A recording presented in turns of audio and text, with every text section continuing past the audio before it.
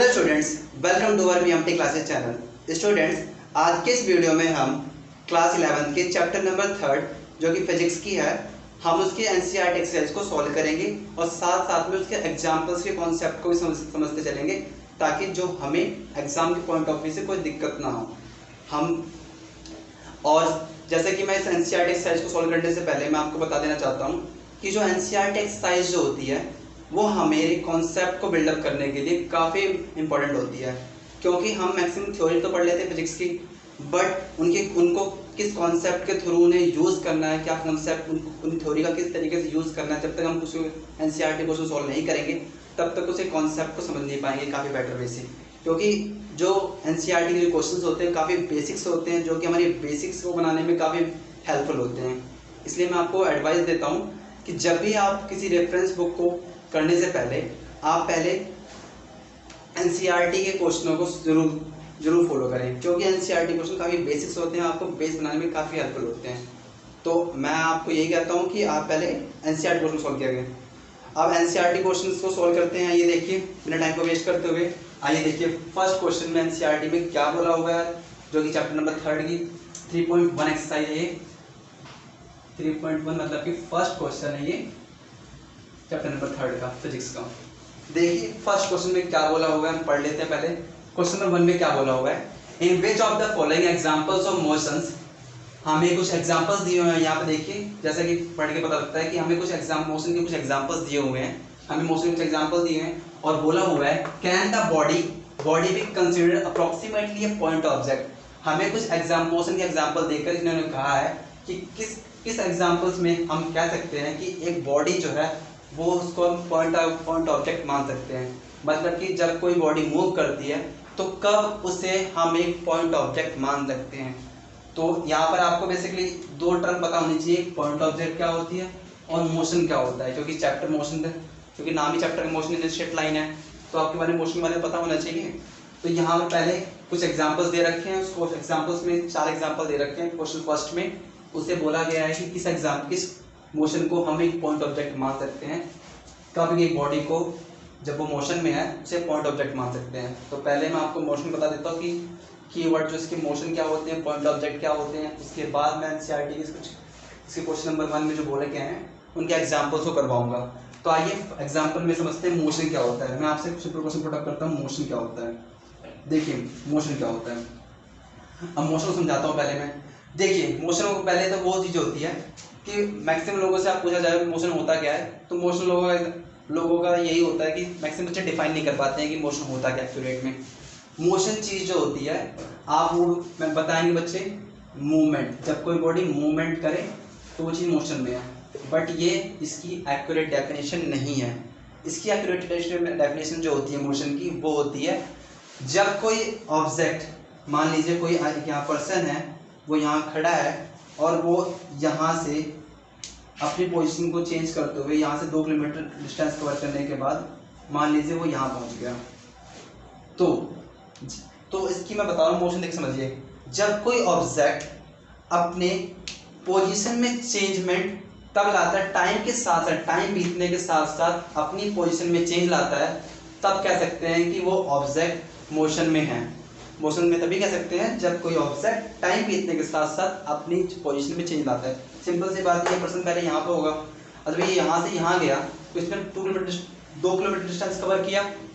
अब इसने 2 kilometre distance जब कवर किया, सिंपल सी बात है, इसने कुछ टाइम तो लिया ही होगा डिस्टेंस को कवर करने के लिए। जिसने डिस्टेंस के, तो इसने टाइम, देखो टाइम के साथ साथ टाइम बीता, तब इसने अपनी पोजीशन में चेंज लाया, तब कह सकते हैं कि हाँ ये ऑब्जेक्ट मोशन में है। तो सिंपल सा कॉन्सेप्ट था, जब कोई ऑब्जेक्ट अपनी पोजीशन में चेंज टाइम बीतने के साथ साथ लाता है, तब कह सकते हैं कि वो ऑब्जेक्ट क्या है, मोशन में है। तो ये चीज़ थी मोशन का मेन कॉन्सेप्ट कि मोशन होता क्या है। अब सिंपल सी ये बात नहीं, मूवमेंट हो, जब कोई चीज़ मूव करे तो वो मोशन में है, ये इसकी एक्यूरेट डेफिनेशन नहीं होती। आपको समझाने के पॉइंट ऑफ से क्या होता है, जब कोई ऑब्जेक्ट टाइम बीतने के साथ साथ अपनी पोजीशन में चेंज लाता है किसी के रिस्पेक्ट में। अब मोशन को ये तो एक परफेक्ट डेफिनेशन ये भी नहीं है, बट मैं आपको बता सकता हूँ कि जब चीज़ें कोई, क्योंकि हम मोशन कोई वो आगे जब रिलेटिव मोशन पढ़ाऊंगा आपको, रिलेटिव मोशन बताऊंगा, तब उसको काफ़ी डेप्थ से बताऊंगा कि कोई ऑब्जेक्ट मोशन में हो भी सकता है, ऑब्जेक्ट मोशन नहीं भी हो सकता है, बट अभी इसलिए समझ लीजिए कि जब कोई ऑब्जेक्ट टाइम बीतने के साथ साथ अपनी पोजिशन में चेंज लाता है तब वो कह सकते हैं कि बॉडी क्या है, मोशन में है।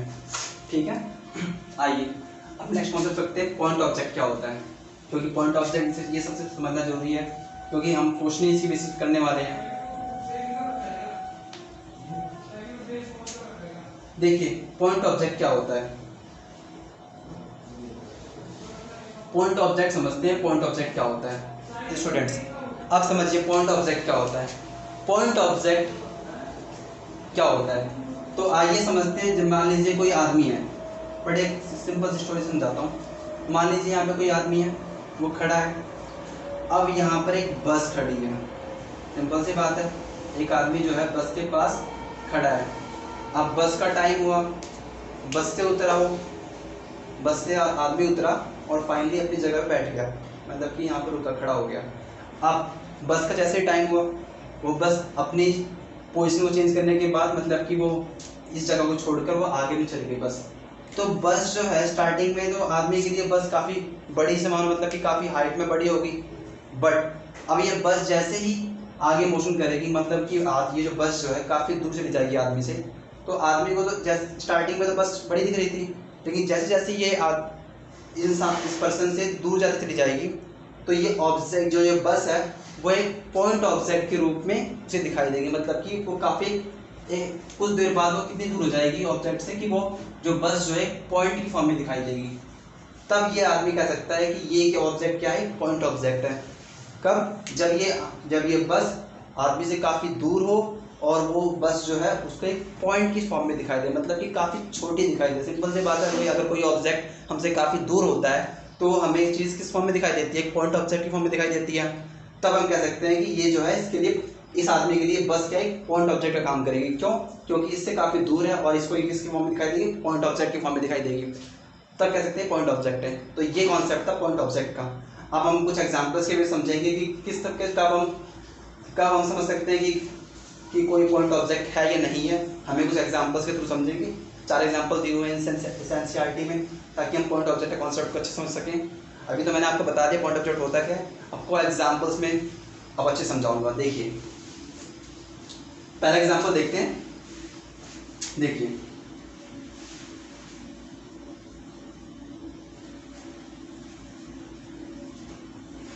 पहले एग्जाम्पल में देखिए क्या बोला हुआ है। फर्स्ट एग्जाम्पल बोला हुआ है, a railway carriage moving without jerk. मतलब कि एक रेलवे कैरेज, मतलब जानते हो रेलवे क्या होता है, रेलगाड़ी, ठीक है।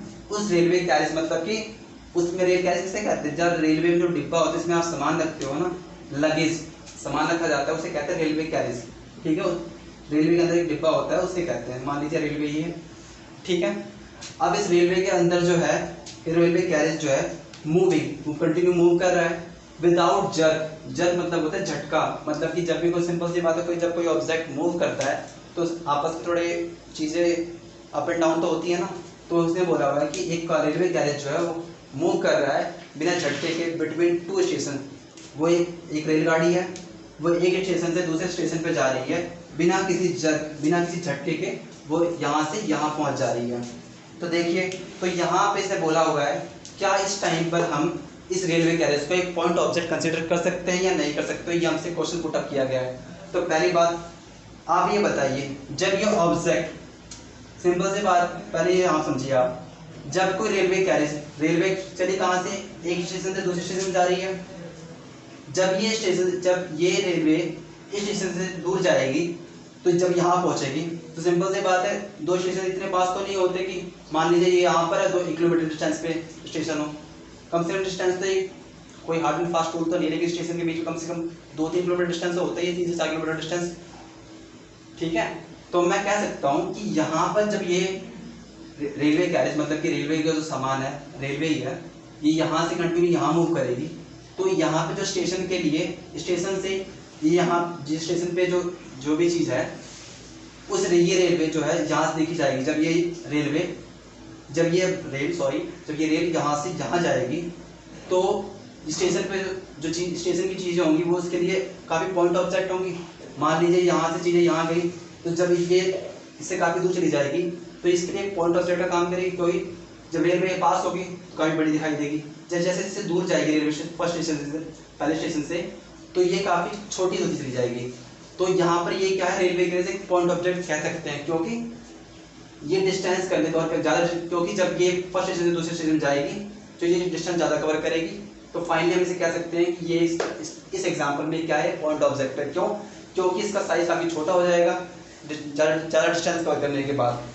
ठीक है, तो हम यहाँ पे लिखेंगे कि yes we can say the railway carriage is a point object because it's size, because it cover the more distance to reach the one station to another station. मैं लिख के बता देता हूँ कि आप इसको लिखना किस तरीके से होगा।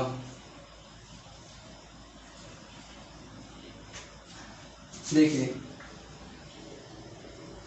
यस, तो आप बोलेंगे yes A railway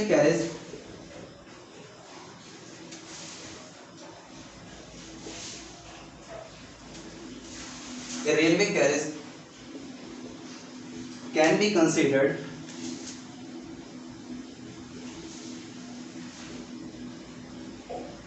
as a point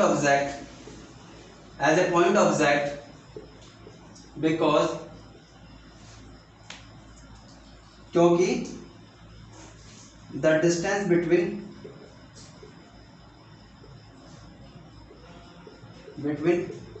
two station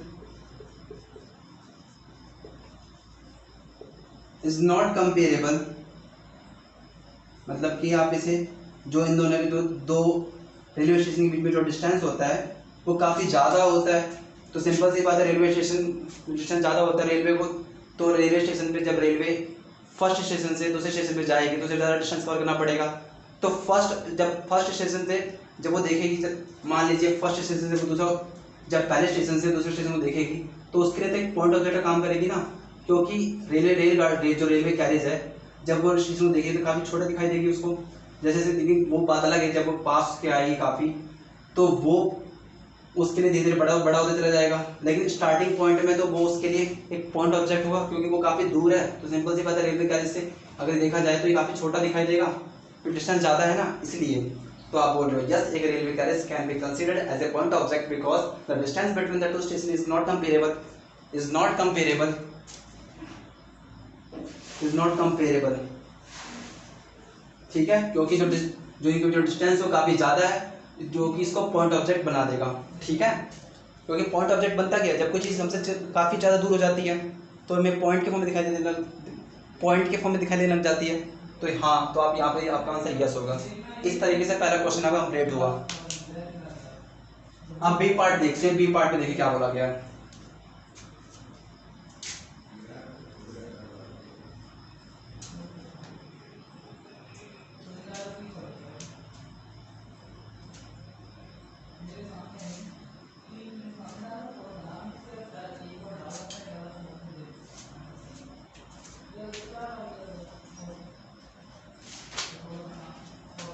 देखिए सेकंड क्वेश्चन को बताते हैं।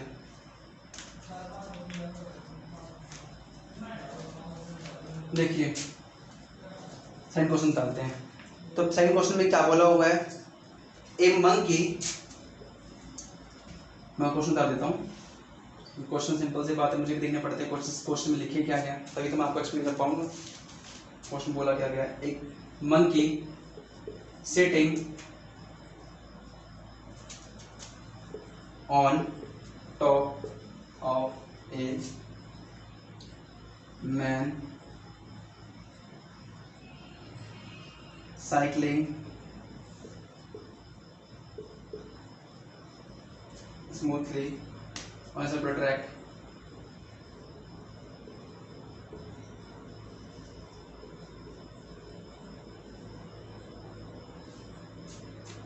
ठीक है, A monkey sitting on top of a man cycling smoothly on a slippery track.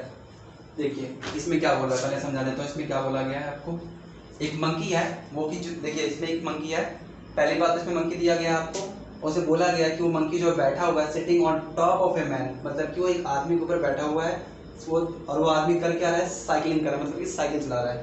ठीक है, और वो साइकिल कहाँ चला रहा है, ऑन ए सर्कुलर ट्रैक, एक गोल सा रास्ता है उस पे एक आदमी है, लेट्स सपोज मैं एक आदमी यहाँ बना देता हूँ, ठीक है, और ये साइकिल चला रहा है यहाँ पर, ठीक है। अब इसके ऊपर एक मंकी बैठा हुआ है, मैं बिठा देता हूँ, ये आदमी है और इसके ऊपर ये आदमी है, इसके ऊपर मंकी बैठा हुआ है। अब यहाँ पे बोला गया है कि ये जो मंकी है यहाँ पर एक पॉइंट ऑब्जेक्ट कंसिडर किया जा सकता है। क्या यहाँ पर एक पॉइंट ऑब्जेक्ट कंसिडर किया जाता है? देखिए अब यहाँ से अगर कोई भी सर्कुलर ट्रैक, सिंपल से बताइए, मंकी का जो साइज होता है वो पहले से काफ़ी छोटा होता है ना। तो आप ये बताइए मंकी जो है इस रोड पे जो डिस्टेंस है, ये रोड का जो डिस्टेंस है, जब वो कंटिन्यूसली मूव कर रहा होगा, तो आप देखिए कोई भी आदमी अगर देखेगा बाहर से, आप खुद इस पॉइंट ऑब्जेक्ट देखने के लिए ना अपने आप को कंसिडर किया करो आप, ठीक है। मान लीजिए कोई आदमी यहाँ पे कोई भी आया, ठीक है, अगर वो सर्कुलर ट्रैक को देखेगा तो बंदर का साइज तो काफ़ी छोटा होता है, मंकी का साइज काफ़ी छोटा होता है। जब वो वहाँ मूव करेगा तो आप बताइए सर्कुलर ट्रैक में सर्कुलर ट्रैक ज़्यादा दिखेगा ज़्यादा कि ये जो बंदर दिखेगा? तो उस टाइम पे जो ये आदमी पर्सन होगा उसको सर्कुलर ट्रैक पे जो ये बंदर जो कंटिन्यूसली साइकिलिंग के थ्रू मूव कर रहा है आदमी बिठा के उसको, तो वहाँ पर ये काफ़ी छोटा ऑब्जेक्ट दिखेगा, क्योंकि बंदर का साइज तो काफ़ी छोटा है as compare to circular track, है ना। सर्कुलर ट्रैक की तुलना में जो बंदर का साइज है वो काफ़ी छोटा है। तो यहाँ पर जो जब ये कंटिन्यू साइकिलिंग कर रहा है तो वहाँ पर ये पॉइंट ऑब्जेक्ट की फॉर्म में काम कर रहा है। तो ठीक है, तो आप यहाँ पर कह सकते हो कि ये जो मंकी है एक पॉइंट ऑब्जेक्ट है। क्यों? क्योंकि जो सर्कुलर ट्रैक का डिस्टेंस है वो काफ़ी ज़्यादा है, वो इससे कंपेरेबल नहीं है। यस, तो आप बोलोगे yes we can say the monkey is a point object because the size of the circular track is not comparable to the size of the monkey, that's why monkey is a point object here. Okay, तो आगे इस तरीके से second question भी हो गया। यहाँ पर मंकी क्या है? पॉइंट ऑब्जेक्ट है। थर्ड एग्जांपल देखते हैं, बड़े छोटे छोटे एग्जांपल से फटाफट देख लेते हैं। देखिए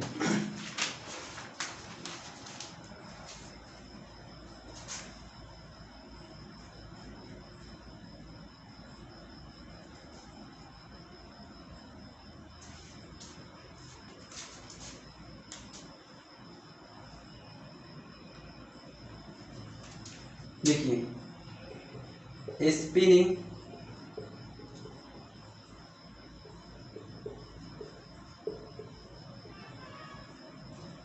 cricket ball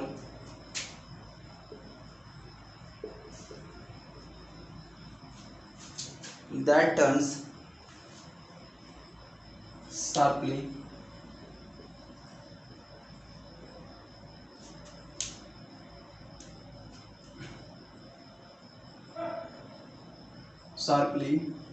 on hitting the ground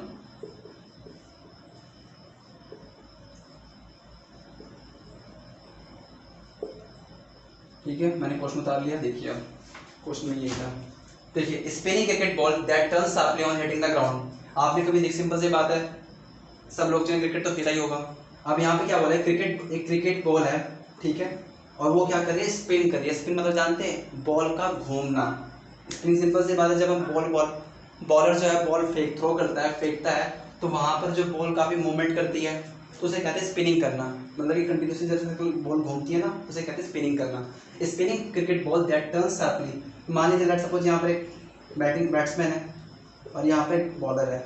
bowler यहाँ से बॉल फेंकता है और फाइनली वो बॉल ऐसे फेंकता है और कंटिन्यू बॉल, आप देखिए वो क्या है, बॉल जैसे उसने फेंका तो बॉल क्या टर्न कर जा रही है, that turns sharply on hitting the ground. जैसे बॉलर ने बॉल फेंकी और वो ग्राउंड से टकराई बॉल, फाइनली बॉल टर्न कर गई बॉल। अब बच्चों को टर्न पता नहीं होगा, टर्न क्या होता है? टर्न उसे कहते हैं जैसे कि आपने बॉल फेंका, अब बॉल को देखिए जिस तरीके से आपने बॉल यहाँ फेंकी तो बॉल जो है डायरेक्टली सामने जानी चाहिए, बट बॉल सामने जाके अपनी बॉल से डाइवेट हो जाए, अपनी डायरेक्शन से डाइवेट हो जाए, तब उसे कहते हैं टर्न करना।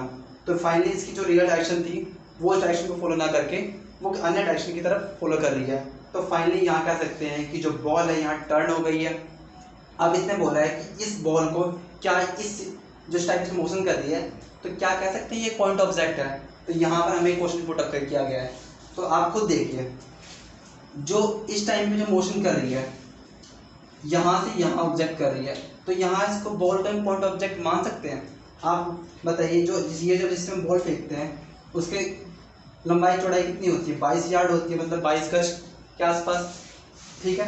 आप 22 यार्ड होता है ना, सॉरी मुझे एक्चुअली बस 22 यार्ड होती है, ठीक है। अब 22 यार्ड जब होती है तो यहाँ जब बॉल जो मोशन कर रहा है तो यहाँ पे काफ़ी छोटा माना तो जा सकता नहीं है। आप खुद सोचिए, बॉल तो काफ़ी इनके रिस्पेक्ट में काफ़ी बड़ी डिस्टेंस तो है नहीं।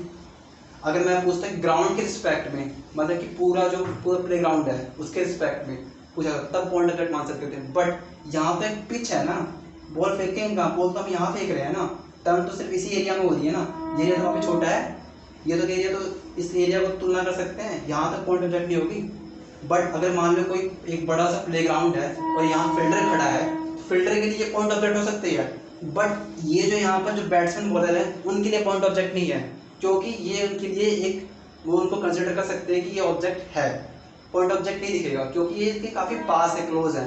बट यहाँ पर जो चीज़ें होंगी वो पॉइंट ऑफ जो यहाँ से फिल्टर देखे उनके लिए पॉइंट ऑब्जेक्ट होती है। यहाँ पर हम इसको पॉइंट ऑब्जेक्ट नहीं मानेंगे, ये पॉइंट ऑब्जेक्ट नहीं है, तो आप यहाँ पे लिखेंगे this spinning cricket ball is not point object because the size of the ball is comparable to the ground, ठीक है।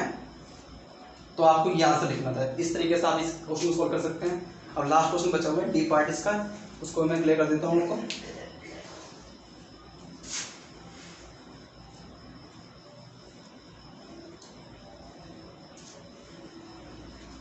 डी पार्ट देखिए,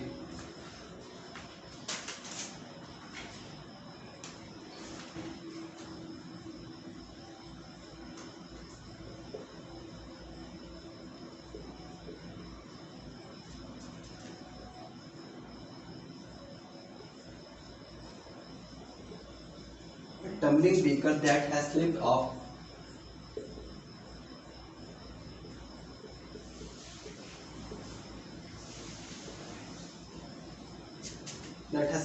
the edge of a table.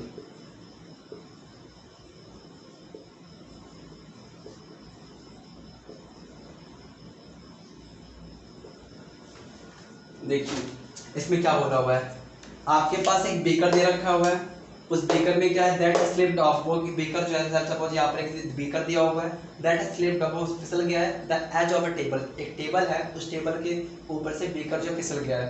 तो मैं मान लीजिए टेबल है कोई, उस टेबल से ऊपर बीकर रखा हुआ है, बीकर को मैं ऐसे मान लेता हूँ, ठीक है। इस टेबल के ऊपर एक बीकर रखा हुआ है। अब जैसे ही ये बीकर जो है इसके एज पर रखा हुआ, मैं सॉरी मैं इसको यहाँ ना बनाने के मैं यहाँ बना दिया है, कोई बात नहीं। जब जैसे ही स्लिप करता है, सिंपल सी बात है, टेबल की इस टाइम पे जो ऑब्जेक्ट है ये बीकर यहाँ गिरेगा, जब स्लिप करेगा ऐसे तो फाइनली जो बीकर जो है यहाँ पे इसकी पोजीशन होगी। तो इस टाइम पे पूछा गया जब बकर फिसल के जब टेबल से गिर के यहाँ पहुँचा तो इस टाइम पे से पॉइंट ऑब्जेक्ट मान सकते हैं। तो पॉइंट ऑब्जेक्ट से आप बताइए, क्या ये जो टेबल है जिसने डिस्टेंस कवर किया है, इस टाइम पे जो साइज है, जब इसने डिस्टेंस यहाँ से यहाँ मूव करा है ऑब्जेक्ट, तो इसका जो साइज है वो काफ़ी छोटा तो होगा नहीं, क्योंकि यहाँ पर मान सकते हैं एक ऑब्जेक्ट हमें इसी कुछ साइज है, हमको नाप सकते हैं। आप जब देखा जाए क्लोजली तो ये पॉइंट ऑब्जेक्ट नहीं है, क्योंकि ये यहाँ से यहाँ मूव कर रहा है, तो सिंपल सी बात है ज़्यादा डिस्टेंस कवर किया नहीं होगा। एक सरफेस से लेकर टेबल के टॉप तक डिस्टेंस कितना ही होता है, हाथ मार के 50-60 मीटर होता होगा, 50 से 60 सेंटीमीटर होता होगा, तो ज़्यादा डिस्टेंस तो कवर किया नहीं इसने। तो यहाँ पे ये पॉइंट ऑब्जेक्ट नहीं होगा, क्योंकि डिस्टेंस इनके बीच में काफ़ी कम है, जो कि इनको पॉइंट ऑब्जेक्ट नहीं बनने देगा। पॉइंट ऑब्जेक्ट तब होता है जब कोई चीज़ हमें कोई पॉइंट की फॉर्म में दिखा दे, इतनी दूर हो जाए कि वो हमें काफ़ी छोटी दिखा दे, इतनी छोटी कि हमें पॉइंट ऑब्जेक्ट लगे, तब उसे कह सकते हैं पॉइंट ऑब्जेक्ट। बट ये डिस्टेंस ज़्यादा कवर कर ही नहीं रहे, तो यहाँ पर हम कह सकते हैं पॉइंट ऑब्जेक्ट नहीं होगा, क्योंकि इनके बीच में डिस्टेंस है वो ज़्यादा नहीं है, इनके बीच में डिस्टेंस है वो कंपेरेबल है, कि आप इन्हें कंपेयर कर सकते हैं, इतना भी छोटा नहीं, इतना डिस्टेंस भी कम नहीं है कि आप इन्हें नेगलेक्ट कर दें, ठीक है। तो आप यहाँ पॉइंट ऑब्जेक्ट इसको नहीं मानेंगे, तो आपको इसका आंसर क्या होगा, देखिए टम्बलिंग बीकर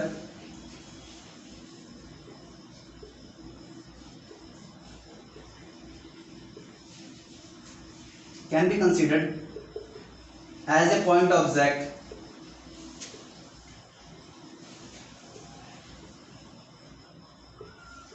ठीक है, ये आप नो लिखेंगे, नो, ठीक है। तो इस तरीके से आपके क्वेश्चन नंबर फर्स्ट के मैंने चारों पार्ट करवा दिए हैं। नेक्स्ट वीडियो में देखते हैं आप जो इसके क्वेश्चन नंबर सेकंड थर्ड है, मैं नेक्स्ट वीडियो में करूँगा, वीडियो काफ़ी लेंथी हो रही है, तो मैं आपको नेक्स्ट वीडियो में इसके सेकंड थर्ड क्वेश्चन को कंप्लीट करेंगे। तो आप इस क्वेश्चन को पहले रिवाइज कर लेना। नेक्स्ट वीडियो में जब मिलेंगे क्वेश्चन नंबर सेकंड और थर्ड नए कॉन्सेप्ट के साथ और काफ़ी बेसिक चीज़ों को सीखने के साथ साथ हम सीखेंगे। तो मिलते हैं नेक्स्ट वीडियो में, तब तक के लिए आप इन क्वेश्चन को रिवाइज करिए।